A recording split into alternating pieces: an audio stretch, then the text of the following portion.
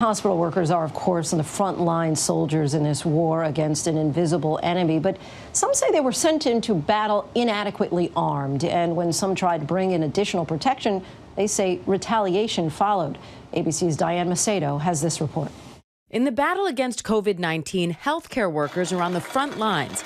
They're thanked every day for their service in different ways around the world. But some are now speaking out, saying while they fight to protect the public, they're being punished for trying to protect themselves. It could be, who knows, the end of my career doing inpatient care, but hopefully not. But I knew that was a super important issue, and I had to speak out. Dr. Neely Buckaloo says in late March, she traveled from Post Falls, Idaho to fill in at a rehab facility in Boise, where she arrived to work wearing her own N95 mask. I went through my day, no issues. It came in the next day, and I was sat down by the CEO of that particular hospital, just the rehab hospital, and told that I couldn't wear my mask. What reason did they give you? It's against hospital policy to have your own PPE. The reason was, well, if you wear PPE, everyone will want to wear PPE, and we don't have enough.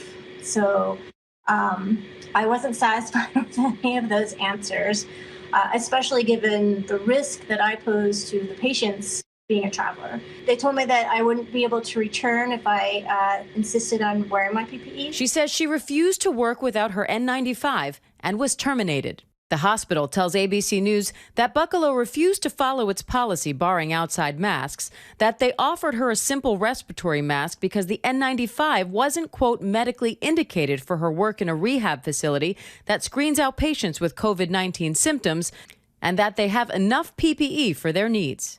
Buckaloo insists her main concern was protecting the patients. She says she's not clear what this incident means for her career, but she adds that as an independent contractor, she feels she had more freedom to speak out than doctors on staff. I knew I had the flexibility and the privilege to speak out and say what's right for an important cause. Nurse Dawn Kulak says she had a similar experience at Virtua Voorhees Hospital in New Jersey after she says she returned to work while still recovering from pneumonia. When I arrived on the unit, I was given a very, very thin white mask that was comparable to tissue paper, in my opinion. I was told that I had to wear the paper mask unless I was going in a COVID positive room.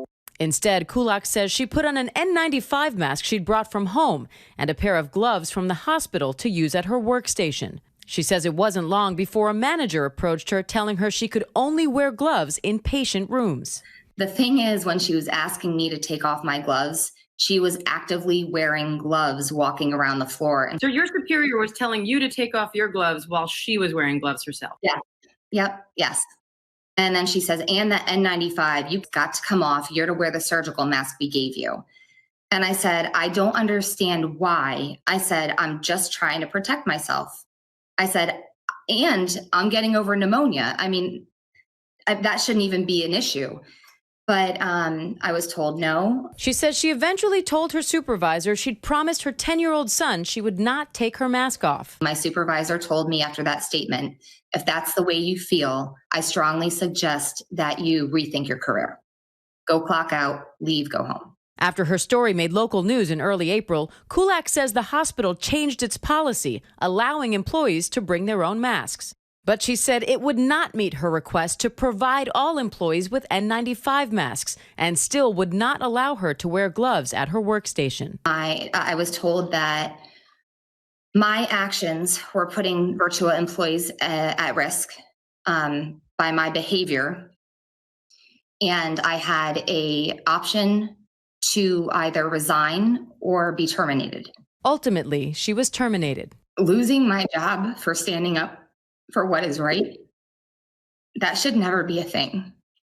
I took an oath for the greater good, and I took an oath to protect my patients. And I don't see what I did wrong. The hospital tells ABC News it provides N95 masks to staff who treat COVID-19 patients or those awaiting test results, and those in high-risk areas like the ICU or ER. It says keeping our frontline healthcare workers safe is always our top priority. But it's not just doctors and nurses who say they're at risk.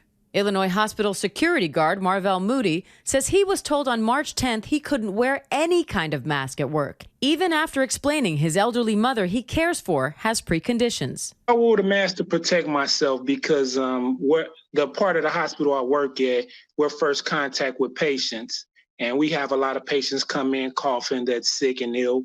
He says he asked why doctors and nurses were allowed masks, but not him.